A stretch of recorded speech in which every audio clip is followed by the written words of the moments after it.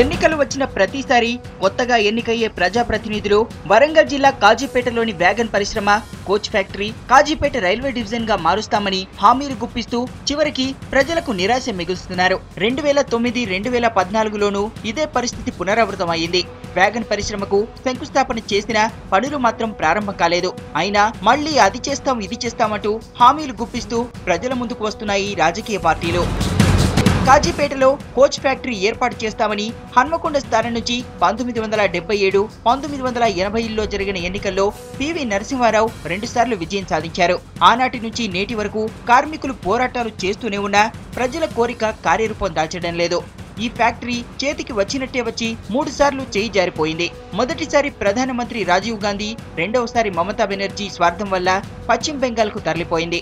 బడ్జెట్లో శాంక్షన్ అయినటువంటి wagon manufacturing unit కాజీపేటలో ఏదైతే ప్రతిపాదన చేశారో అది ఇంతవరకు కూడా నోచుకోలేదు. మరి దానికి బడ్జెట్ నిధులు కానీ మరి దాని ప్లేసు స్థలం ఇచ్చారు, కానీ బడ్జెట్ మాత్రం ఇంతవరకు శాంక్షన్ చేయలేదు.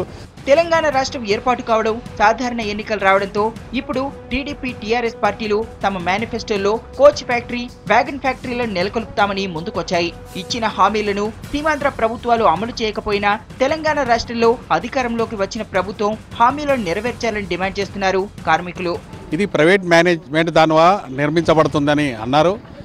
లాస్ట్ ఇయర్ నుంచి 3 బడ్జెట్లో కూడా డబ్బు కేటాయించడం బడ్జెట్లో వస్తుందన్నారు. ఇంతవరకు దానికి మోక్షం లేకుండా అయింది. స్టేట్ గవర్నమెంట్ వాళ్ళు ల్యాండ్ అక్విజిషన్ చేసి మనకు ఇవ్వడం జరిగింది. మరి రైల్వే జాప్యమా, బడ్జెట్లో జాప్యమా ఇంతవరకు లేదు. వచ్చే ప్రభుత్వాన్ని మేము డిమాండ్ చేస్తాను.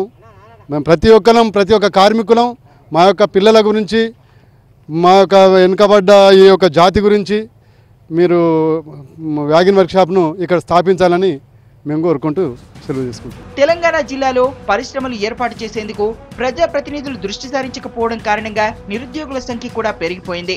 పరిశ్రమలు ఏర్పాటు చేస్తే నిరుద్యోగులకు ఉద్యోగ అవకాశాలు కల్పించడమే కాకుండా పరోక్షంగా వేలాది మందికి ఉపాధి కల్పించినట్లవుతుందని అంటున్నారు.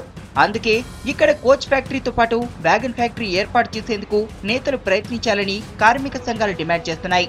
శంకుస్థాపన జరిగినా కానీ దాని గురించి పట్టించుకునే నాదుడే లేడు ఆ ప్రభుత్వంలో.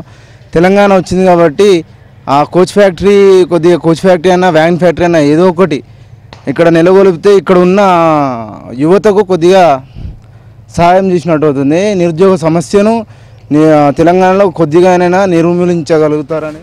ఏళ్ల తరబడి పెండింగ్ లో ఉన్న సమస్యలను తెలంగాణ రాష్ట్రంలో ఏర్పాటయ్యే ప్రభుత్వాలు పరిష్కరించి పరిశ్రమలు నెలకొల్పాలని జిల్లా వాసులు కోరుతున్నారు.